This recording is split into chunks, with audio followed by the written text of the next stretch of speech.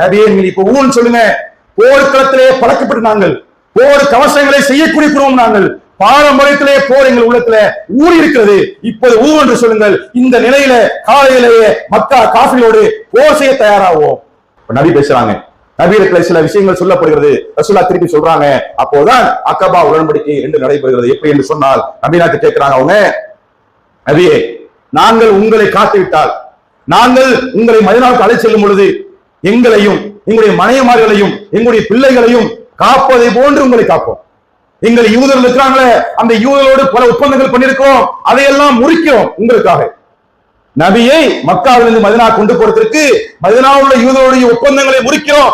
எங்களையும் எங்களுடைய மனைவிமாரை எங்களுடைய பிள்ளைகளையும் தாண்டி உங்களை பாதுகாப்போம். அப்படி பாதுகாத்தால், அப்படி உங்களை கொண்டு போய் சேர்த்தால், உங்களுக்கு உதவி செய்தால், மதீனாவிலே இஸ்லாம் பரவ நாங்கள் முயற்சி காட்டினால், எங்களுடைய உயிரை விட மக்கள் மனைவி விட நாங்கள் உங்களை காத்தால் எங்களுக்கு என்ன கிடைக்கும் கேட்கிறாங்க. நபி நான் சொல்றாங்க, இன்னல் ஹம்துலில்லாஹ் நஹ்மதுஹு வ நஸ்தஈனுஹு வ நஸ்தக்ஃபிருஹு வ நஊது பில்லாஹி மின் ஷுரூரி அன்ஃபுஸினா வ மின் ஸய்யிஆத்தி அஅமாலினா மன் யஹ்திஹில்லாஹு ஃபலா முضل லஹு வ மன் யுضلل ஃபலா ஹாதிய லஹு وأشهد أن لا إله إلا الله وحده لا شريك له وأشهد أن محمدا عبده ورسوله قال رسول الله صلى الله عليه وسلم إن أصدق الحديث كتاب الله وخير هدي محمد صلى الله عليه وسلم وشر الأمور محدثاتها وكل محدثة بدعة وكل بدعة ضلالة وكل ضلالة في النار. எல்லாம் அல்ல அல்லாஹ்வின் கண்ணியமிக்க அடியார்களே, அல்லாஹ்வுடைய மாபெரும் கிருபையினால் தமிழ்நாடு தௌஹீத் ஜமாத் புதுக்கோட்டை மாவட்டம் கிருஷ்ணாஜிபட்டினம் கிளையின் சார்பாக வாராந்திர ஆண்கள் பயான் நடைபெற்று கொண்டிருக்கிறது. இந்த பயானில் ஏகத்துவமும் இணைமைப்பும் என்ற தலைப்பின் கீழே சில செய்திகளை பார்க்க இருக்கிறோம். இந்த தலைப்புடைய நோக்கம் என்னவென்றால், அல்லாஹ் இறக்கி அருளிய ஏகத்துவமும் அல்லாஹ் தடுத்து மக்களுக்கு எச்சரிக்கை செய்த இணை வைப்பும் என்ற ரெண்டு விஷயங்கள் இருக்கிறது. எந்த ஏகத்துவத்தை தன்னுடைய நபிமார்கள் மூலமாக அல்லாஹ் நமக்கு வழங்கினானோ, அந்த தூதர்கள் ஏகத்துவத்தை சொன்ன அடுத்த நொடி சொல்லக்கூடியது இணை வைக்காதீர்கள் என்றுதான். வஅபுதுல்லா, அல்லாஹ்வை நீங்கள் வணங்குங்கள், வலா துஷ்ரிகு பிஹி ஷைஆ, அவனுக்கு யாதொன்றையும் இணை கற்பிக்காதீர்கள் என்பது அல்லாஹ் அனுப்பிய ஒவ்வொரு நபிமாரும் சொன்ன முதல் வார்த்தை இதுதான். முதல் பிரச்சாரம் இதுதான். ஆதம் நபி முதல் இறுதி நபி ஹாத்தமு நபி ஆகிய முஹம்மது நபி ஸல்லல்லாஹு அலைஹி வஸல்லம் வரைக்கும் நபிமாருடைய முதல் பிரச்சாரமே ஏகத்துவம் இணை வைப்பும் தான். அல்லாஹ்வை முதல்ல வணங்குங்க, அவனுக்கு யாதொன்றையும் இணை கற்பிக்காதீர்கள். ஏன் அதை சொல்றோம்னா, அல்லாஹ் எதற்காக நபியே அப்படி சொல்ல சொன்னான்னு சொன்னா, எந்த மனிதரும் இந்த உலகத்துல எதையும் நஷ்டமாக, எதையும் இழப்பாக, எதையும் தங்கள் வாழ்வில தோல்வியாக ஏற்றுக்கொண்டு மரணிக்கலாம்.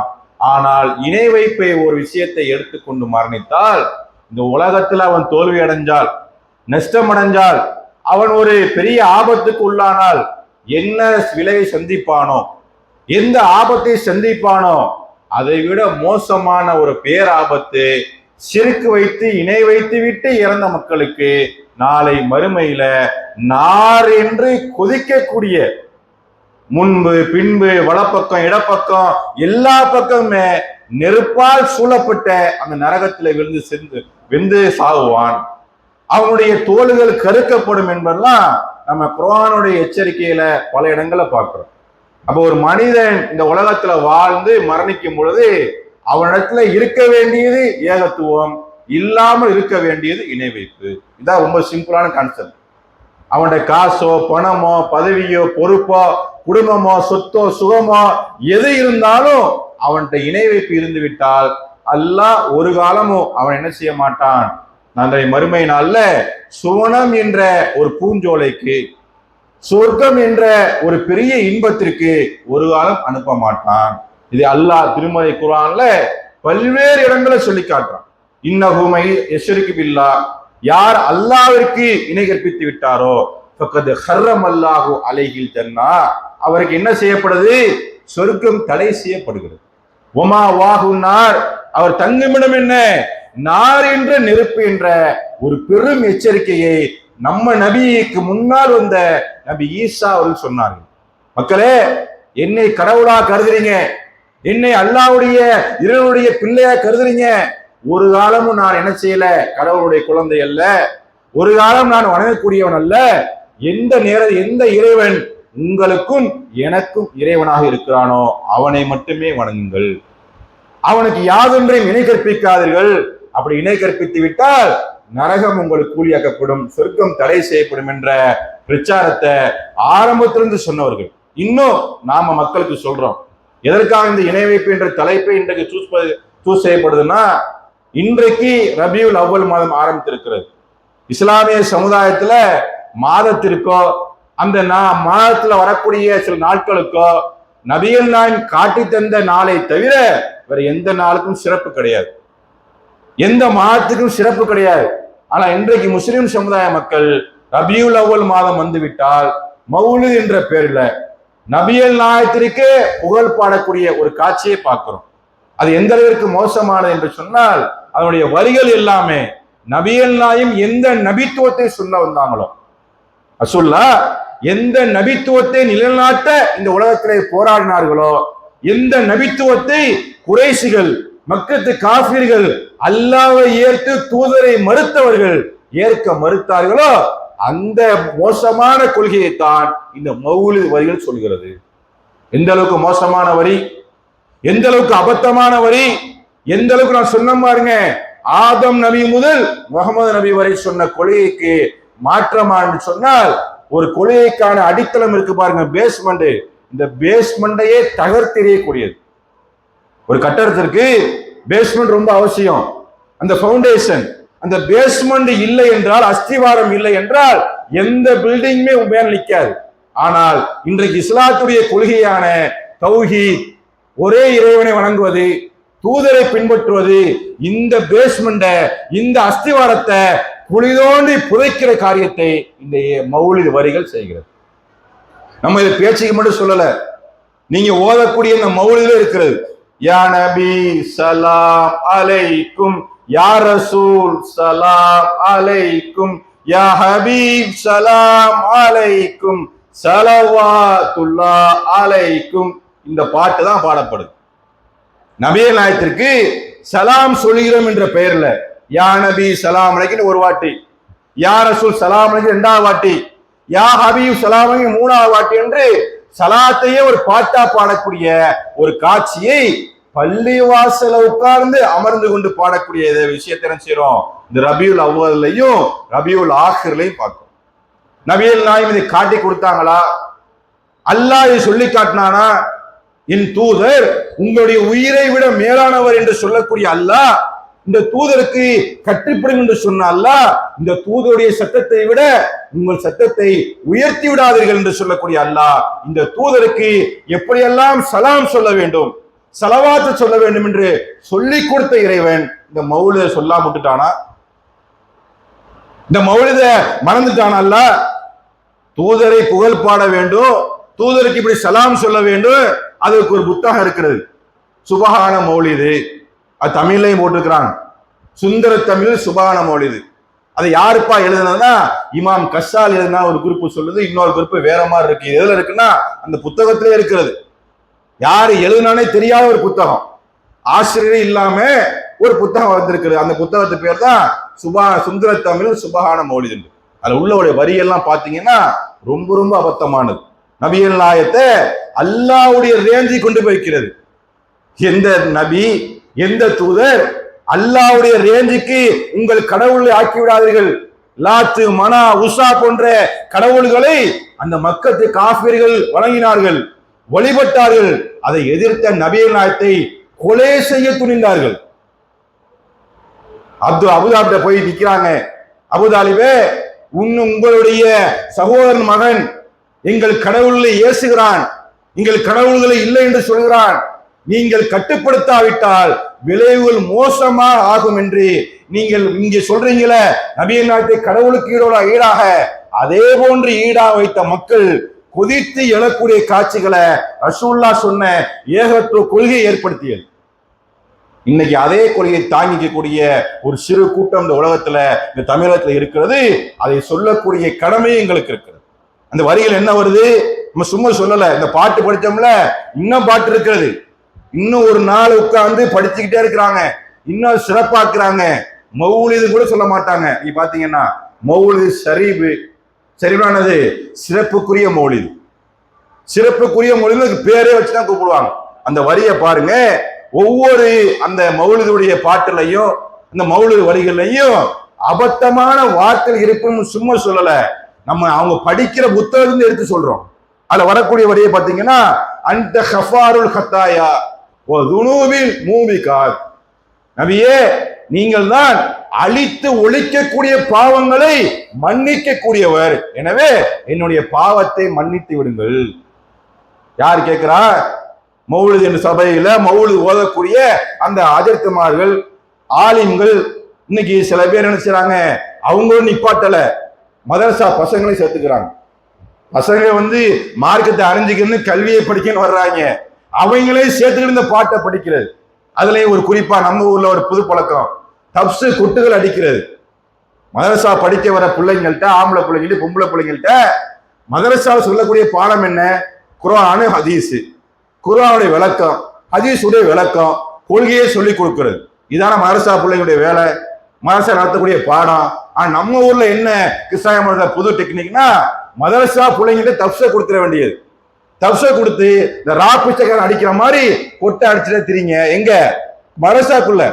அது மதரசாவா இல்ல பஜனை மனமா? ஒன்னும் புரியல நமக்கு. பஜனை மனத்துலதான் இப்படி கொட்டை அடிச்சுட்டு திரிவாங்க. நபிகள் நாயகம் எந்த கொட்டை அடிச்சுக்கிட்டு இந்த தப்சை அடிச்சு திரிஞ்சாங்க? யார் அப்படி அடிக்க சொன்னாங்க? எந்த சகாபாக்களை அப்படி உருவாக்குனாங்க? இல்லவே இல்லை. நீ கொட்டையும் தப்சையும் கொடுத்து மார்க்கத்தையும் ஹதீஸை, குர்ஆனை ஹதீஸையும் கொடுக்கறது பதிலா கொடுக்கறது என்ன? தப்சையும் கொட்டையும் அடிச்சுக்கிட்டே திரிங்க. கூத்து கட்டுவாங்கன்னு சொல்லுவாங்கல்ல, அது மாதிரி கூத்து நடக்கக்கூடிய காட்சியை பார்க்கணும். இந்த மௌலிது வரிகள் நபிகள் நாயகத்தை அல்லாஹ்வுடைய நிலைக்கு உயர்த்தக்கூடியது. நபியே, நான் என்னுடைய பாவத்தை நீங்கள் மன்னித்து விடுங்கள். அது என்ன பாவமா? துனூபில் மூவிகாத். மூவிகாத் என்றால் அழித்து ஒழிக்கக்கூடிய பெரும்பாவங்கள். நபி எல்லாமே விளக்குறாங்க. 7 பெரும்பாவங்களை தப்பித்துக் கொள்ளுங்கள், தவிர்த்துக் கொள்ளுங்கள், உங்களுடைய எச்சரிக்கை செய்யணும்னு சொல்றாங்க. அந்த 7 பெரும்பாவங்களை ரசூலுல்லாஹ் குறிப்பிடும் பொழுது மூவிகாத் என்று சொல்கிறார்கள். அந்த மூவிகாத்தை அழித்தொழிக்கினா பெரும்பாவம் முதல்ல வரதே சிறுக்கு தான். சிறுக்கு பாட்டை பாடிக்கிட்டு சிறுக்கிலிருந்து பாதுகாப்பு தேடுற மாதிரி அது விஷயம் இருக்கிறது. அப்ப இந்த மௌலிது வரிகள் நேரடியா ரசூலுல்லாஹ்வோட மோதுது, நேரடியா அல்லாஹ்வுடைய கொள்கைக்கு எதிராக இருக்கிறது. இந்த காரணத்துக்காக தான் மௌலிது வேண்டாம் என்று சொல்றோம். இன்னைக்கு மட்டும் இல்ல, ரபியுல் அவ்வளோட நிக்காது. ரபியுல் அவ்வளோ ஒரு 12 நாள் ஓதுவாங்க. அப்புறம் ரபியுல் ஆகிர்ல இன்னைக்கு ரசூலானா, அடுத்த மாசம் மொய்தீன் அப்துல் காதர் ஜெயிலானி ஈராக்ல வாழ்ந்து அவருடைய தலைநகர் பாக்தாத்ல அடக்கம் செய்யப்பட்ட ஒரு நல்லடியார். மாற்று கருத்தே இல்லை. அவர் இருக்கும் பொழுது என்ன சொன்னாப்புல, நீங்கள் அல்லாஹ் மட்டுமே வணங்குங்க, அவனுக்கு யாதொன்றையும் இணை கற்பிக்கான்னு சொன்ன அப்துல் காதர் ஜெயிலானி. தௌஹீதை சொன்னவர், ஏகத்துவத்தை சொன்னவர். தௌஹீதை சொல்லி ஏகத்துவத்தை சொல்லி மரணித்த ஒரு மனிதரை இன்னைக்கு கடவுள் ரேஞ்சுக்கு, இறைவன் ரேஞ்சுக்கு, அவுலியாக்கள் ரேஞ்சுக்கு நினைச்சுறாங்க. அந்த புகழ் பாடி அவருடைய நன்மை எல்லாம் அழிக்க பார்க்கிறாங்க. அது மட்டுமல்ல, மக்களையும் வழி கெடுக்கிறாங்க. நம்ம அதுதான் சொல்றோம், இந்த மௌலிது வரிகள் ஆபத்தானது, தனிநபர் புகழ்ச்சி இருக்கிறது, இறைவனுக்கு இணைப்பு காரியங்கள் அப்பட்டமா நிகழ்கிறது. பள்ளிவாசல் யாருக்குரியது? யோசிச்சு பாருங்க. அல்லாஹ் திருக்குறான்ல ரொம்ப தெளிவா சொல்றான், இன்னல் மசாஜிதில்லாஹி ததுன மா அல்லாஹி அஹதா. பள்ளிவாசல் அனைத்துமே அல்லாஹ்வுக்குரியது. அந்த பள்ளிவாசல்ல அல்லாஹ்வோடு சேர்த்து, மா அல்லாஹி, அல்லாஹ்வோடு சேர்த்து யாரையும் அழைத்து விடாதீர்கள்.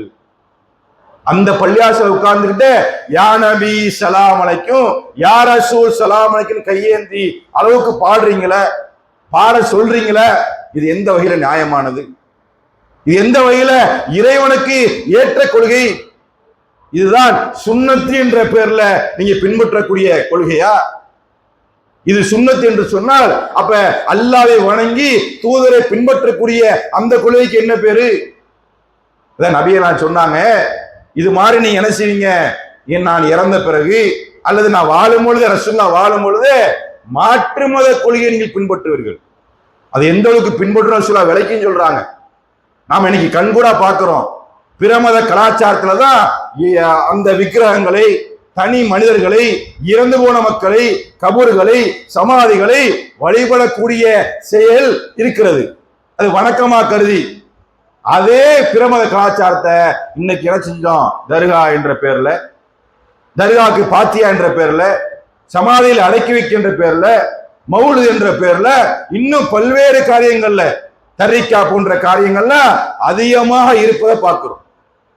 நாளை ஒரே ஒரு எச்சரிக்கையை நீங்க விளங்கிக்கொள்ளணும். நாம சொல்றது எங்களுக்காக அல்ல, அல்லாஹ்வுடைய கிருபையால சில கூட்டம் இன்னைக்கு மக்கள் திருந்தி வந்து கொண்டிருக்கிறாங்க. நேரான வழி எது, வழிகேடு எது என்று மக்கள் அறிகிறார்கள். அதனாலதான் பாருங்க, இந்த தௌஹீதை சொல்லும் பொழுது, இணையப்பை சொல்லும் பொழுது, இந்த ஏகத்துவத்துக்கு எதிராக மக்கள் கிளம்பும் போதெல்லாம் யாரெல்லாம் எதிர்க்கிறார்களோ அவர்களுக்கு மேலாக ஆதரவு இந்த கொள்கைக்கு பெருகிக் கொண்டே போகுது. இந்த ஜமாத்துக்கு பெரு நான் சொல்ல வரல, ஏகத்துவத்திற்கு ஆதரவு அதிகரித்துக் கொண்டே இருக்கிறது. நபிகள் நாயகத்துக்கு அதிகரித்தது. மூசா, ஈசா, ஹாரூன் எந்த நபி எடுத்தாலும் ஏகத்துவத்திற்கு எதிர்ப்பு வந்தால் ஏகத்துவம் என்ன செய்யறது? மக்கள் மத்தியில பிரபலமையாவது, பெரிய ஃபேமஸ் ஆகுது, மக்கள் ஆதரவை பெறுகிறது. இந்த மௌலித் என்ற விஷயத்தை இன்னைக்கு சொல்லல, கடந்த 40 வருடங்களா சொல்லிட்டு இருக்கோம். தமிழ்நாட்டுல 40 வருடங்களா தமிழ்நாட்டில் சொல்லும் பொழுதுதான் எங்கெல்லாம் எதிர்த்தார்களோ அறிவுபூர்வமாக ஆதாரத்தோடு அந்த விஷயங்களை சொல்லும் பொழுது, குர்ஆன் ஹதீஸை எடுத்து காட்டும் பொழுது மக்கள் விளங்குறாங்க. அப்படி விளைவு தெரியுமா? ஒரு காலத்துல சுபான மௌலிது காலம் வந்துட்டாலே ஊரே பெரிய விழாக்குளமா இருக்கும். ஊரு ஃபுல்லா ஜோடிச்சு இருக்கும். ஊரு ஃபுல்லா மக்கள் கந்து பெருநாள் மாதிரி நினைச்சுவாங்க, பெரிய அளவுல கொண்டாட்டமா கருதுவாங்க. பிறையை பார்த்துட்டாங்களா, சுபான மௌலிது எடுங்க, ஓதுங்க, நாசா போருங்க, மக்கள் எல்லாம் ஒன்று கூடுவாங்க. இன்றைக்கு மௌலிது சபைகளை காத்தோடு வெறிச்சோடுது. சில மதரசா பசங்களை வைத்துக் கொண்டுதான் அதை செய்யக்கூடிய காட்சிகளை பார்க்கிறோம். அப்ப இந்த வரிகள், மௌலிது வரிகள் நேரடியாக நபிகள் நாயகத்துடைய வார்த்தைகளுக்கும் அல்லாஹ்வுடைய எச்சரிக்கைக்கும் எதிராக இருப்பதை தெள்ள தெளிவா பார்க்கிறோம். நபியே பாவத்தை மன்னிங்க, நபியே என்னுடைய கஷ்டங்களை போக்குங்க, நோயை போக்குங்க, இன்று எல்லா கோரிக்கை, எல்லா விஷயத்தையும் அல்லாஹ்விடத்துல கையேந்த வேண்டியதை இன்னைக்கு நபியை நாயகத்தை கேட்கிறாங்க. அந்த நபி எப்படிப்பட்ட நபி தெரியுமா? மக்களுக்கு சொன்னாங்க, நான் அல்லாஹ்விடத்துல ஒரு நாளைக்கு 70 to 100 முறை பாவ மன்னிப்பு தேடுகிறேன். நபி அல்லாஹ் கேட்டா சொன்னாங்க. நபி இறைவன்கிட்ட கேட்டதா சொன்ன பாவ மன்னிப்ப அதே பள்ளிவாசல் உட்கார்ந்துகிட்டு அல்லாஹ்வுடைய தூதராகிய அந்த நபிக்கே ஓதுறவங்கிற எந்த விதமான குற்ற உணர்ச்சி கூட இன்னைக்கு உள்ள ஆலிம்கள் இல்லை. நான் சொல்லக்கூடிய அரபு வாசகங்கள்லாம் மக்களுக்கு தெரியாம இருக்கலாம், ஆலிம்கள் நல்லா தெரியும். 7 வருஷம் மதரசால ஓதுன ஹஜரத்துமார்கள் தெரியும். இந்த ஹஜரத்துமார்கள், இந்த ஆலிம்கள் மக்களுக்கு உண்மையை சொல்லாம இன்னும் சொல்லுதா இருந்தா, இந்த அரபியில படிக்கிறாங்கல்ல, யா நபி ஸலாம் அலைக்கும்ங்கறத தமிழ்ல படிக்க சொல்லுங்களேன். நம்ம தமிழ்ல பயான் பண்றோம்லங்க, குர்ஆனை மொழிபெயர்க்கிறோம், ஹதீஸை மொழிபெயர்த்து சொல்றோம், அப்படிதானே? அதே மாதிரி இந்த சுபான மௌலித சுந்தர தமிழ் சுபான மௌலித புக் இருக்குல்ல, இலவசமா அடிச்சு கொடுங்க. அந்த சுந்தர தமிழ் சுபான மௌலிதோடைய அந்த எல்லா பாட்டையும் தமிழ்ல படிங்க, மக்கள் தெளிவாக விளங்கிக் கொள்வாங்க. ஆஹா, இது வெறுமன பாட்டு, இது இல்ல, பக்தி இல்ல, இதுல பேரு இபாத் இல்ல, அமல் இல்ல, இது யாரோ ஒரு ஆளு இஸ்லாத்திற்கு எதிராக எழுதிய இணைப்பு காரியங்கள் கொண்ட ஒரு புத்தகம், அது ஒரு பாட்டு. ஏன்னா மெட்டு நிறைய இருக்கு, படிக்கதான் நேரம் இல்லை. வாரும் நபியே நீ வாரும் நபியேன்னு பாட்டு வேற மாதிரி போயிட்டு இருக்கு. அதனால படிச்சுட்டே நினைச்சீங்க மௌலிது பாட்டை. மௌலிது ஒரு வணக்கமா இருந்தா மெட்டுக்கல்ல பாட்டு படிக்கிறது, அதுக்கெல்லாம் ஒரு டிவி ப்ரொஜெக்டர் இருந்தா அழகா அவங்களை போட்டு விளக்கிடுவோம். எல்லா வகையான பாட்டுகளையும் மெட்டெடுத்து, சினிமா பாட்டை, சாதாரண பாட்டு அல்ல, சினிமா பாட்டை மெட்டெடுத்து பாட்டு படிக்கிறது. வெறுமன ஓதுறது மட்டுமல்ல, அப்ப அப்பவே நமக்கு தெரிஞ்சு விட்டது, இது இபாத் அல்ல, அமல் அல்ல, இது ஒரு வருமானத்துக்காக, ஒரு வரட்டு கௌரவத்திற்காக இன்னைக்கு பின்பற்றப்படுது. மதரசாக்கள்ல இந்த மாணவர்கள் ஓதுவாங்க, அந்த மாணவர் என்ன செய்வாங்கன்னா வருமானத்துக்காகவோ சில அந்த பழங்கால வழக்கத்துக்காகவோ இது மாதிரி மௌலித் சபைகளுக்கு அனுப்பி விடுறது. மீட்டிங்க போட்டு நீங்க பாத்தீங்கன்னா அந்த மீளாத அடுத்து வரும். ரசூல்லா பிறந்த நாள் கொண்டாடக்கூடிய ஒரு விஷயம், அதுக்கு சுருக்கமா சொல்றாங்க ஹேப்பி பர்த்டே ரசூல்லா, அதான் அர்த்தம். அப்படி கேக்கே வெட்டினாரு, அதுல மாற்று கருத்து இல்லை. ரசூல்லாவுக்கு பிறந்த நாள் கொண்டாடினார் ஒருத்தவர், அதோடைய சுருக்கம் தான் மீளாது விழா. நபிகள் நாயகம் பிறந்ததை என்ன செய்யறோம், மக்கள் மத்தியில புகழ் பாட வைக்கிறோம். அந்த மீளாது விழா வரும்போது பாத்தீங்கன்னா நபிகள் நாயகம் யாரை கொண்டாட வேண்டாம் என்று சொன்னார்களோ, மக்களே நான் எனக்கு முன்னால் இந்த நபிமார்களை, நல்லோர்களை, அது குறிப்பா யூத கிறிஸ்தவர்கள் எப்படிப்பட்ட விஷயம் ஆக்கிட்டாங்கன்னா வணங்கக்கூடியவர்களா மாத்திட்டாங்க. அந்த வணங்கக்கூடிய விஷயத்துல வரம்பு மீறி புகழ் பாடக்கூடிய விஷயத்துல என்னை சேர்த்து விடாதீர்கள். நீங்களும் அவங்கள மாதிரி ஆயிடாதீங்க. யூத கிறிஸ்துவர்கள் வரம்பு மீறி புகழ்வதை போல என்னை நீங்கள் வரம்பு மீறி புகழாதீர்கள். நபிக்கு சலாம் சொல்ல வேண்டும் என்று சஹாபாக்கள் கேட்கிறாங்க. சலவாத் எப்படி சொல்ல வேண்டும் என்று அல்லாஹ்விடத்துல போய், நபியே உங்களுக்கு சலாம் சொல்றது தெரியும், சலவாத்து சொல்ல வேண்டும் என்று அல்லாஹ் குர்ஆன்ல சொல்றானே, அது எப்படி சொல்லுவது? நபிகள் சொன்னாங்க, அல்லாஹும்ம ஸல்லி அலா முஹம்மது என்று சொல்லக்கூடிய அழகான துவா சொல்லி கொடுத்தாங்க. என்னை பத்தி நீங்க என்ன செய்யணும், நன்மையை நாடணும், என்னை பத்தி நீங்க என்ன செய்யணும், சலவாத்து ஓதனை, என் மேல அருள் புரிய கூறி அல்லாஹ்விடத்துல எனக்காக நீங்க பரிந்து பேசணும், இல்ல அல்லாஹ்விடத்துல எனக்காக நன்மை நீங்க ஒரு விஷயம் சொல்லணும்னா இந்த சலவாத்தை ஓதுங்க. ஒவ்வொரு வக்து தொழுகையில ஓதுறோம், ஒவ்வொரு வெள்ளிக்கிழமையிலும் அதிகமா ஓத வேண்டியது அல்லாஹும்ம ஸல்லி அலா முஹம்மது என்ற ஸலவாத் மட்டும்தான். அதை மீறி வரம்பு மீறி நபிகள் நாயகத்தை பாவம் மன்னிப்பவர், நோயை நீக்குபவர், கஷ்டத்தை போக்குவர் என்று கையேந்தக்கூடிய மௌலிது இணை வைப்ப ஒரு காலம் நபிகள் நாயகம் சொல்லல. இன்னும் சொல்வதா இருந்தா அந்த இணை வைப்புக்கு எதிராக இருந்ததே நபிகள் நாயகம் தான். இதெல்லாம் சொல்லும் பொழுது இப்படி இணை வைப்புல மக்கள் மத்தியில எடுத்துரைத்து எதிர்ப்பு பிரச்சாரம் பண்ணி சிறுக்கை, விதவத்தை, இன்னும் வித அனாச்சாரங்களை மக்கள் நிமிடங்களை கொண்டு போய் சேர்த்தா நமது ஊர்கள்ல, பக்கத்து ஊர்கள்லாம் ஒரு எதிர்ப்பு வருகிறது. அந்த எதிர்ப்பு என்ன செய்யறாங்க, சில கூட்டம் சின்ன கூட்டமா இருக்கிறாங்க, சிறிய மக்கள், அதிகமான மக்கள் இல்ல. நாம தான் நிர்வாகத்தை வச்சிருக்கிறோம், நாம தான் ஜமாத்தை வச்சிருக்கிறோம், நமக்கு தான் எல்லாமே தெரியும், நாம தான் வாழேறி வாழையாக இருக்கிறோம், நாம தான் பரம்பரையா இருக்கோம்னு சொல்லி ஒரு கூட்டம், ஒரு குழு என்ன செய்யுதுன்னா இன்றைக்கு ஏகத்துவத்தை சொல்லக்கூடிய மக்களை நசிக்கிறலாம், ஒழிக்கிறலாம், ஒண்ணுமில்லாமல் ஆக்கிடலாம்.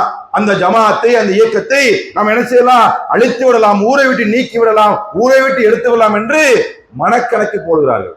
இந்த மனக்கணக்கு என்னைக்குமே பழித்ததே கிடையாது. நான் இன்னைக்கு சொல்ல வரல, நபிகள் நாயகம் காலத்திலும் சரி, அதற்கு முன்னால் வாழ்ந்த நபிமார் காலத்திலும் சரி, இந்த மனக்கணக்கை பழித்ததாக குர்ஆன் பேசவே இல்லை. எல்லா நிலையிலும் வெற்றியை ஏகத்துவாதிக்குத்தான் அல்லாஹ் கொடுத்திருக்கிறான். சாதாரண வெற்றி அல்ல, சாதாரண ஒரு விஷயம் அல்ல. ஏகத்துவாதிகள் இன்றைக்கு நீ பார்க்கக்கூடிய சிறிய கூட்டம், சின்னஞ்சிறிய குழு, நீ நினைக்கிறீங்க அப்படி. இன்றைக்கு தமிழ்நாடு தௌஹீத் ஜமாத் என்ற இந்த ஏகத்துவ அமைப்பு மக்கள் மத்தியிலே சொல்லக்கூடிய செய்திகள் சில அவங்களுடைய வழக்கத்திற்கு, அவங்களுடைய பழக்கத்திற்கு எதிராக தோன்றினாலும் என்றைக்கு குர்ஆன் ஹதீஸ் என்று மக்கள் மத்தியில் வைக்கிறோமோ அன்றைக்கே மக்கள் விளங்கிக் கொள்வார்கள். ஆஹா, இதுதான் நல்ல சரக்கு, சரியான விஷயம் இதுதான். இவங்க சொல்றது ஒரு காலம் என்ன செய்யல, சரியான விஷயம் இல்லை, இதுல ஒண்ணுமே இல்லை. இவங்க சொல்லக்கூடிய கருத்து கட்டுக்கதையும் முன்னோர்கள் உருவாக்கிய கதையுமா இருக்குன்னு சொல்லி மக்கள் தெளிவாக விளங்கி கூறாங்க. அப்படி உருவாக்கிய ஒரு கதை தான் இந்த மௌலிது பாட்டு. இந்த மௌலிது பாட்டு சாதாரண ஒரு பாட்டு அல்ல, சாதாரண ஒரு இபாத் நினைக்கிறீங்க, அது அல்ல. இது இணை வைப்புடைய மிகப்பெரிய ஒரு சாயம், ஷிர்க்குடைய மிகப்பெரிய விஷயம். இந்த ஷிர்க்கை, இந்த இணை வைப்பை எந்த மக்கள் எல்லாம் ஆதரிச்சு, நல்லா விளங்கிக்கிறீங்க, எந்த மக்கள் எல்லாம் ஆதரிச்சு ஓதக்கூடியவங்க ஒரு குரூப்பு, அவங்க எவ்வளவு சொன்னாலும் அல்லாஹ் நான்னாலும் அவங்களுக்கு என்ன செய்யுது, ஹிதாயத் இருக்கிறது, சிறந்த ஒரு நேர்வழி இருக்கிறது.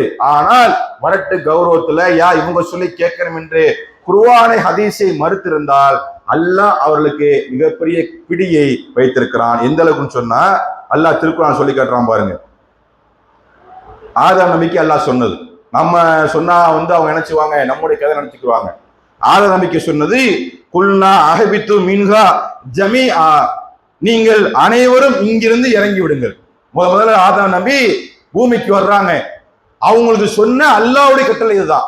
நாம எதை பின்பற்றணும், எதை இன்னைக்கு நம்ம கடைபிடிக்கணும், எது சரியான மார்க்கம், மௌலிது இஸ்லாத்துல இருக்கா இல்லையா, மௌலிது பாட்டு மார்க்கம் ஆகுமா, மௌலிது பாட்டுல நபிகள் நாயகத்தை போலுவது அது உண்டா இல்லையா என்பதை தெரிந்து கொள்ள ஒரே ஒரு செய்தி தான். என்ன செய்தி என்றால், அல்லாஹ் திருமறை சொல்லி காட்டுறான், நீங்கள் அனைவருமே இங்கிருந்து இறங்கி விடுங்க. யாருக்கு?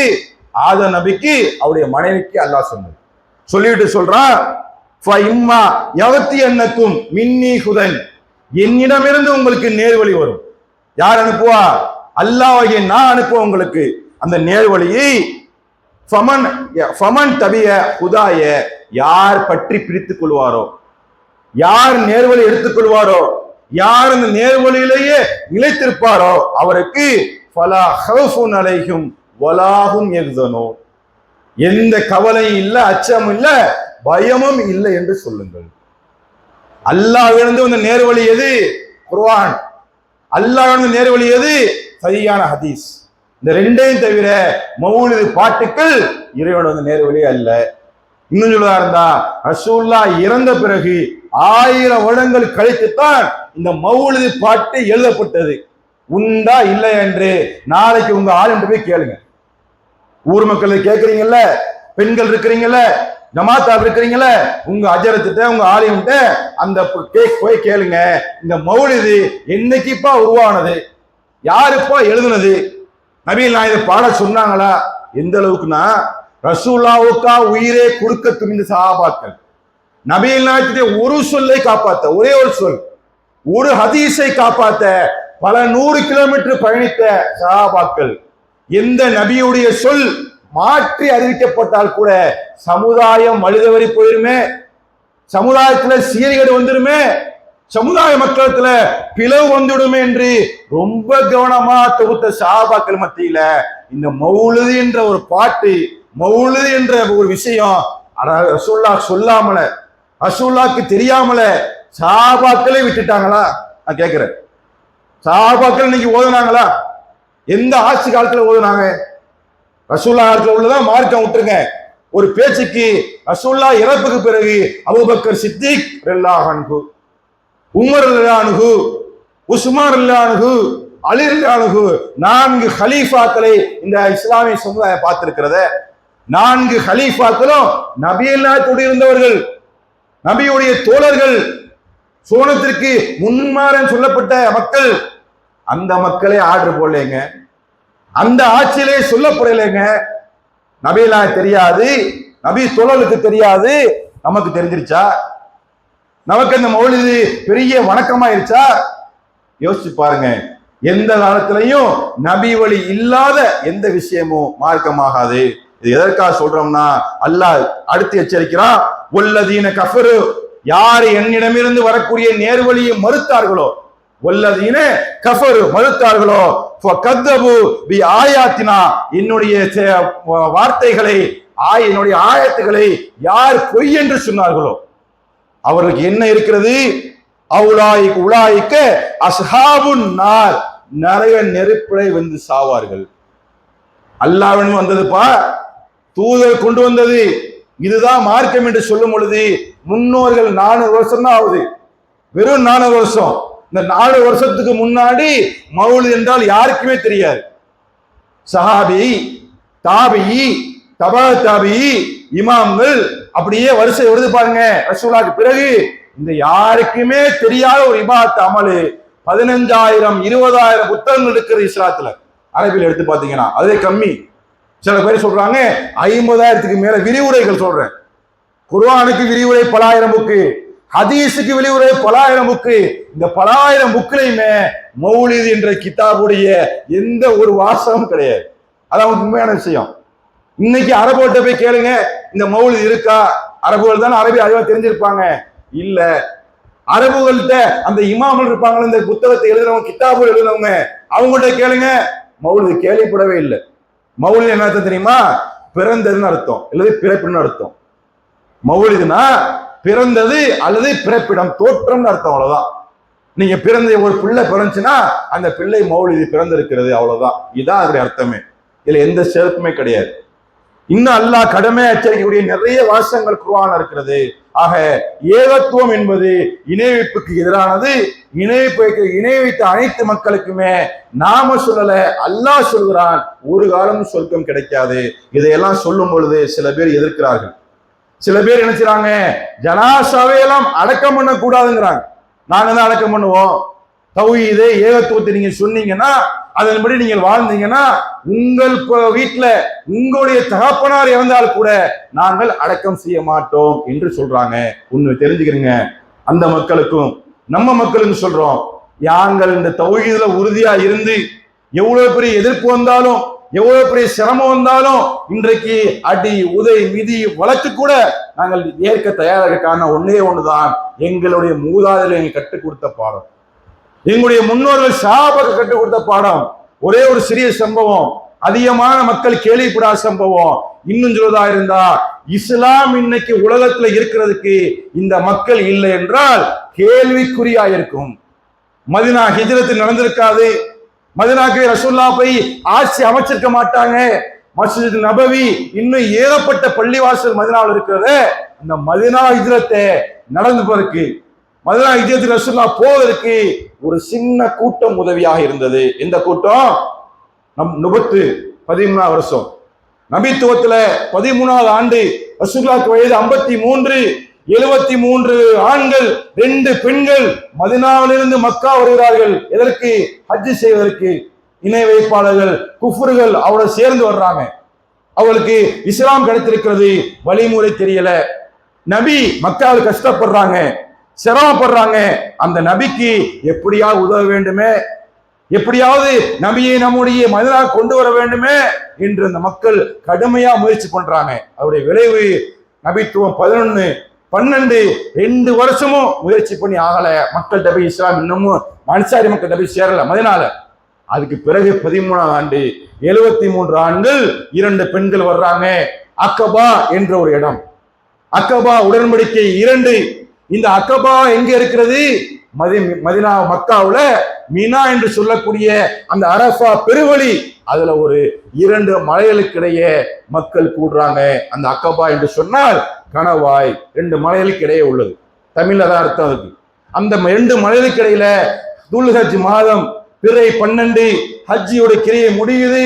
இரவு நேரத்துல நபிகள் நாயகத்தை சந்திக்க வேண்டும் என்ற ஒரு ஒப்பந்தம். யாருக்கு தெரியும்? அது ரசூலுல்லாஹ்க்கு தெரியும், மக்காவுல யாருக்குமே தெரியாது. நல்லா விளைக்கிறீங்க, இரவு நேரம், நள்ளிரவு, துல்ஹஜ் பிறை 12, மக்காவுல யாருக்கும் தெரியாது. நபிகள் நாயகத்திற்கும் அவருடைய பெரிய தந்தை அல்லது சிறிய தந்தை அப்பாஸ் இப்னு அப்துல் முத்தலிப், ரசூலுல்லாஹ்வுடைய சிறிய தந்தை அல்லது பெரிய தந்தை அப்பாஸ் இப்னு அப்துல் முத்தலிப், ரசூலுல்லாஹ்வுடைய வாப்பாவுடைய சகோதரர். அவர் 2 பேர் வர்றாங்க. இந்த 75 பேர் போறாங்க. ரகசிய உடன்படிக்கை பேசப்படுகிறது, ரகசியமா சொல்லப்படுகிறது. என்ன சொல்லப்படுது? இஸ்லாம் 2 வருடமா மதீனால சொல்லி கொண்டிருக்கிறாங்க. ரசூலுல்லாஹ் போகல, ரசூலுல்லாஹ் ஹிஜ்ரத் பண்ணி மதீனாக்கே போகல, இஸ்லாம் பரவிருச்சு மதீனாவுல. அதுக்கு ரசூலுல்லாஹ் சில சஹாபாக்கு அனுப்பி வைக்கிறாங்க. அதுல வந்த அந்த 75 பேரு நபியாக்கு கேட்கிறாங்க, அல்லாஹ்வின் தூதரே, நாங்கள் இன்னைக்கு உங்களை வந்திருக்கிறோம், இந்த இஸ்லாத்தை ஏற்றிருக்கிறோம், இன்னைக்கு நாங்கள் இந்த உங்களை மதீனாவுக்கு அழைத்து செல்ல எல்லா முயற்சியும் பண்றோம். அப்படி போய் மதீனாவில் நீங்கள் வெற்றி பெற்ற பிறகு, உங்கள் கை ஓங்கிய பிறகு, அன்சாரிகளான மதீனாவாசிகளை விட்டு மக்காவுக்கு போயிட மாட்டீங்களே அப்படின்னு கேட்கிறாங்க. ரசூலுல்லாஹ் சொல்றாங்க சிரிச்சுக்கிட்டு, அதம்மு அதம், உங்கள் உயிர் என் உயிர், உங்கள் அழிவு என் அழிவு, உங்களுக்கு பகைவர் எனக்கு பகைவர், உங்களுடைய ஒப்பந்தக்காரர் எனக்கு ஒப்பந்தக்காரர், நீங்கள் கத்தியில ரத்தம் சிந்தும் பொழுது நான் பார்த்து கொண்டு இருக்க மாட்டேன் என்று உறுதிமொழி அளிக்கிறார்கள். முதல்ல ரசூலுல்லாஹ் பார்க்கிறாங்க. ரசூலுல்லாஹ் வரைக்கும் பார்த்ததே இல்ல, கேள்விப்பட்டிருக்கிறாங்க. மதீனா வந்து மக்கா வர்றாங்க, முதல்ல ரசூலுல்லாஹ் பார்க்கிறாங்க. இது வரைக்கும் ரசூலுல்லாஹ்வுடைய பேரை மட்டும் கேட்டுக்கிறாங்க. அல்லாஹ்வே ஈமான் கொண்டிருக்கிறாங்க, நபி ஈமான் கொண்டிருக்காங்க. அந்த ஒரு ஆர்வத்துல காஃபிர்களோடு இறை மறுப்பாளோடு ஹஜ்ஜிக்கு வந்த அவங்க ரசூலுல்லாஹ் தனியா சந்திக்கிறாங்க. அந்த 73 ஆண்கள் 2 பெண்கள். அவங்க சொல்லக்கூடிய வார்த்தை என்ன? நபியே, அந்த அப்பாஸ் இப்னு அப்துல் முத்தலிப் உரை நிறுத்துறாங்க. இந்த நபி இந்த ஊர்லயே சிறப்பா இருக்கிறார், மக்காவுல எந்த பயமும் இல்ல, எந்த அச்சமும் இல்ல, நாங்கள் பாதுகாத்துக் கொண்டிருக்கிறோம். மதீனாக்கு நீங்கள் கூட்டி போற அந்த நல்லா விளங்கிருங்க, மதீனாவுடைய ஹிஜ்ரத்துக்கு முன்னால நீங்கள் மக்காவிலிருந்து மதீனா கூட்டி போறா இருந்தால் அவரை நீங்கள் நல்ல முறையில் நடத்தினால் மட்டுமே, பாதுகாத்தால் மட்டுமே கூட்டி செல்லுங்கள், இல்லை என்றால் கூட்டி செல்லாதீர்கள். அப்படி உடன்படிக்கை. அப்போ ஒரு சாஹிபி சொல்றாரு, காபி இப்னு மாலிக் சொல்றாரு, அப்பாஸே உங்களுடைய உரையை கேட்டு விட்டோம், நிறுத்துங்கள், நபியை நீங்கள் பேசுங்கள். இப்ப நபி பேசுறாங்க, நபியிடத்துல சில விஷயங்கள் சொல்லப்படுகிறது, ரசூலுல்லாஹ் திருப்பி சொல்றாங்க. அப்போதான் அக்கபா உடன்படிக்கை 2 நடைபெறுகிறது. எப்படி என்று சொன்னால், நபிநாத்து கேட்கிறாங்க அவங்க, நபியே நாங்கள் உங்களை காத்து விட்டால், நாங்கள் உங்களை மதீனாவுக்கு அழைத்து செல்லும் பொழுது எங்களையும் எங்களுடைய மனைவிமார்களையும் எங்களுடைய பிள்ளைகளையும் காப்பதை போன்று உங்களை காப்போம். எங்கள் யூதர்கள் இருக்கிறாங்களே, அந்த யூதர்களோடு பல ஒப்பந்தங்கள் பண்ணியிருக்கிறோம், அதையெல்லாம் முறிக்கிறோம் உங்களுக்காக. நபியை மக்காவிலிருந்து மதீனா கொண்டு போறதற்கு மதீனாவில் உள்ள யூதர்களுடைய ஒப்பந்தங்களை முறிக்கிறோம், எங்களையும் எங்களுடைய மனைவிமார்கள் எங்களுடைய பிள்ளைகளையும் தாண்டி உங்களை பாதுகாப்போம். அப்படி பாதுகாத்தால், அப்படி உங்களை கொண்டு போய் சேர்த்தால், உங்களுக்கு உதவி செய்தால், மதீனாவிலே இஸ்லாம் பரவ நாங்கள் முயற்சி காட்டினால், எங்களுடைய உயிரை விட மக்கள் மனைவி விட நாங்கள் உங்களை காத்தால் எங்களுக்கு என்ன கிடைக்கும்னு கேட்கிறாங்க. நபி நான் சொல்றாங்க, மின்ஹு அன்ஃபுஸக்கும் வ அஸ்வாஜுக்கும் வ அபுனாவுக்கும், உங்களையும் உங்களுடைய மனைவிமார்களையும் உங்களுடைய பிள்ளைகளையும் தாண்டி என்னை நீங்கள் காப்பாற்றினால், எனக்கு நீங்கள் உதவி செய்தால், வலக்கமுல் ஜன்னா, சொர்க்கம் உங்களுக்கு கிடைக்கும் என்று சொன்னார்கள். அப்போ ஒரு சஹாபி எழுதிக்கிறாரு, அந்த 73 பேர்ல சிறிய வயசு சஹாபி அன்சாரி, அவரு மக்காவில் இல்லாதவர், மக்கா குறைஷிக்கு தெரியாதவர், மக்கா குறைஷியுடைய வீரியமும் வெறுப்பும் இஸ்லாத்துக்கு எதிரான குணமும் தெரியாதவர். அவர் சொல்றாரு, நபியே நீங்கள் இப்ப ஊன்னு சொல்லுங்க, போர்க்களத்திலே பழக்கப்பட்டு நாங்கள் போர் கவசங்களை செய்யக்கூடிய குடும்பம் நாங்கள், பாரம்பரியத்திலே போர் எங்கள் உள்ளத்துல ஊறி இருக்கிறது, இப்போது ஊ என்று சொல்லுங்கள். இந்த நிலையில காலையிலேயே மக்கா காஃபிகளோடு போர் செய்ய தயாராகுவோம். வீர உரை நிகழ்த்துறார். ரசூலுல்லாஹ் செஞ்ச ஒரே உடன்படிக்கை, நீங்கள் அல்லாஹ்வுக்காக என்னை காப்பாற்றினால், உங்களையும் உங்கள் பிள்ளைகளையும் உங்களுடைய மனைவிமார்களை காப்பாற்றினால் வலக்குமுல் ஜன்னா என்று வார்த்தையை சொன்னது பிறகு போர் கவசம் செய்யக்கூடிய பாரம்பரிய குடும்பம் நாங்கள், ஊ என்று சொல்லுங்கள். நாளைக்கு மக்காவில் போர் நடக்கும். 73 பேர் தான், அங்க ஆயிரக்கணக்கான மக்காவாசிகள். எந்த உணர்ச்சி, எந்த உணர்வு? சொர்க்கம் என்று கேள்விப்பட்ட மாத்திரத்துல எங்களுக்கு வர வேண்டிய உணர்வு, சொர்க்கத்தை அடைஞ்சே தீர்வோம். என்ன எதிர்ப்பு வந்தாலும், அடியா மீதியா ஊர் நீக்கமா எது வந்தாலும் தௌஹீத்வாதி போய் நிற்பான், தௌஹீத்வாதி சொல்லுவான், தௌஹீத்வாதி அந்த ஏகத்துவத்திற்காக மரணிப்பான். அதுல எந்த வித மாற்று கருத்து இல்ல. எவ்வளவு பெரிய அடக்குமுறையும், எவ்வளவு பெரிய எதிர்ப்பும், எவ்வளவு பெரிய ஊர் நீக்கம் வந்தாலும் சரி, எதையும் தாங்கக்கூடிய அந்த எங்களுடைய முன்னோர்கள் அன்சாரிகள் 75 போர் போட்ட விதை எங்கள் உள்ளத்துல ஊறிக்கொண்டிருக்கிறது, எங்கள் உள்ளத்துல ஈமானாக இருக்கிறது. எப்பெல்லாம் எதிர்ப்பு வருகிறதோ அப்பையெல்லாம் எங்கள் ஈமான் அதற்கு காரணம் இது போன்ற எங்களுடைய முன்னோர்கள் செய்த தியாகம், முன்னோர்கள் எங்களுக்கு காட்டிய வழி. இந்த 75 பேர் இல்லை என்றால் ரசூலுல்லாஹ் மக்காவிலிருந்து மதீனா போயிருக்க மாட்டாங்க. மதீனா ஹிஜ்ரத் என்று படிக்கிறோமே, வரலாறு சிறப்பு வாய்ந்த சம்பவம் நடந்திருக்காது, வாய்ப்பே இல்லை. ஏன்னா அல்லாஹ் அப்படிதான் பதிவு செஞ்சிருக்கிறான், நபி எல்லாம் அப்படிதான் நம்ம சொல்லி காட்டுறாங்க. மதீனாக்கு வந்து மஸ்ஜித் நபியை கட்டி ஆட்சி அமைத்து உலக ஏகாதிபத்திய மன்னர்களை வீழ்த்தி உலகம் முழுவதும் இஸ்லாம் பரவியத. இது காரணமான ஒரே ஒரு விஷயம், அக்கபா உடன்படிக்கையில 75 பேர் செய்த அந்த உடன்படிக்கை தான். அப்படிப்பட்ட வீரத்துல, அப்படிப்பட்ட ஈமான உறுதியில வந்த ஏகத்துவாதிகள் எந்த அடக்குமுறை வந்தாலும், எந்த எதிர்ப்பு வந்தாலும், எதை நீங்கள் கொண்டு வந்தாலும் சரிதான், அது அரசோ காவல்துறையோ எதை கொண்டு வந்தாலும் சரிதான், ஏகத்துவத்தை நிலைநிறுத்த, தௌஹீதை நிலைநாட்ட எல்லா எல்லைக்கும் தௌஹீதை சொல்லுவான். அதற்கு எங்கள் முன்னோர் விதை போட்டிருக்கிறார்கள்.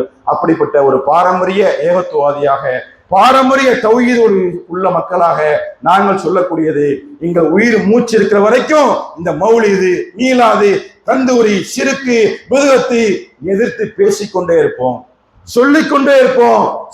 சிறு குழுதான் அன்னைக்கு அன்சாரிகள் செய்த தியாகத்துல ரசூலுல்லாஹ்வே அந்த இஸ்லாத்துடைய பார்வையை, இஸ்லாத்துடைய வளர்ச்சியை மாற்றியது. அதே போன்று இன்னைக்கு இந்த உலகத்துல, தமிழ்நாட்டுல சின்ன குழு நீங்க நினைத்தாலும் சரிதான், அது பெரிய குழுவா அல்லாஹ் மாற்றுவான், மாற்றிக் கொண்டிருக்கிறான். அந்த குழு ஏகத்துவத்திற்காக பாடுபடும், ஏகத்துவத்திற்காக வாழும், ஏகத்துவத்திற்காக மரணிக்கும் என்பதை இந்த நிமிடத்துல சொல்லிக்கொள்ள கடமைப்பட்டுக்கிறோம். ஆக ஏகத்துவவாதிகளுக்கு இதுவெல்லாம் உரம் போன்று, பெரிய படிப்பினை போன்று, நம்மை பட்டை திட்டக்கூடிய ஒரு வரலாறு சம்பவம் இது. 75 பேர் அன்னைக்கு தியாகம் பண்ணாவிட்டால் இன்றைக்கு மதீனா ஹிஜ்ரத் இல்ல, மக்காவில் இருந்து ரசூலுல்லாஹ் போயிருக்க முடியாது, பெரிய சாம்ராஜ்யம் அமைஞ்சிருக்காது. இன்னைக்கு தமிழ்நாட்டுல ஒரு மூலையில இந்த தௌஹீதை பேசக்கூடிய நமக்கு இந்த கொள்கை வந்து சேர்ந்திருக்கிறாரு. அந்த உறுதியை, அந்த தியாகத்தை, அர்ப்பணிப்பை செய்த அந்த 75 மக்கள் சிறிய கூட்டம் போல இன்னைக்கு எந்தெந்த ஊர்லாம் சிறிய கூட்டம் என்று விமர்சிக்கப்படுதோ அந்த சிறிய கூட்டம் என்ன செய்யும்? ஏகத்துல உறுதியா இருக்கும். அதன் மூலம் மதீனா போன்று, அரபிய தீபகற்பு போன்று, உலகத்துல ஏகத்துவம் பரவியது போன்று எல்லா ஊர்லையும் பரவும். அதற்கு இது போன்ற வரலாறுகள் சாட்சியா இருக்கிறது. ஆக அன்புக்குரிய சகோதரர்களே, நம்முடைய வாழ்நாள் முழுவதும், நம்முடைய மரணிக்கும் வரைக்கும் ஏகத்துவத்திற்காக பாடுபடுவோம். நன்மையை ஏவுவோம், தீமையை தடுப்போம். அது எந்த வகையில் இருந்தாலும் சரிதான். அப்படிப்பட்ட மக்களுக்கு தான் வலத்துமுல் ஜன்னா என்று ரசூலுல்லாஹ் சொன்னார்கள். ஜன்னா என்பது சாதாரண வார்த்தை இல்லை. அந்த 25 பேரும் அதை முதல்ல கேள்விப்படுறாங்க சொர்க்கத்தை ரசூலுல்லாஹ்வில இருந்து. நமக்கு அது பல கற்பனை இருக்கிறது, குர்ஆன் வசனங்கள் பல தெரியும். சொர்க்கம் அப்படி இருக்கும், இப்படி இருக்கும், அந்த நீளம் இந்த நீளம். அல்லாஹ் குர்ஆன் சொல்லும் போது கூட அது எப்படிப்பட்டதுன்னு சொன்னால் ஒரு சமாவாத்தி வளர், வான பூமியோடு சொல்றான். அதெல்லாம் மக்களுக்கு, அந்த மக்களுக்கு தெரியுமான்னு தெரியல. இந்த 75 பேருக்கு அது சொர்க்கம் என்று கேள்விப்பட்ட மாத்திரத்துல, அதுவும் ரசூலுல்லாஹ் இருக்கிற மாத்திரத்துல போர் புரிய நின்றார்கள். மக்கள் சிறு குலமா இருந்த அந்த அளவுக்கு நமக்கு உறுதிப்பாடு வர வேண்டும். அப்பேற்பட்ட உறுதியை ஏகத்துவத்தை எதிர்ப்பதிலும் இணை வைப்பதிலும், நம்ம இணை வைக்கக்கூடிய காரியங்கள் எதிர்ப்பதிலும் காட்ட வேண்டும் என்பதை இது கூறிக்கொண்டு இந்த ஒரு நிறைவு செய்கிறேன். வாஹிர் ரஹ்மத்துல்லாஹி. அஸ்ஸலாமு அலைக்கும் வரஹ்மத்துல்லாஹி வபரகாத்துஹு. அல்லாஹு அக்பர், அல்லாஹு அக்பர்.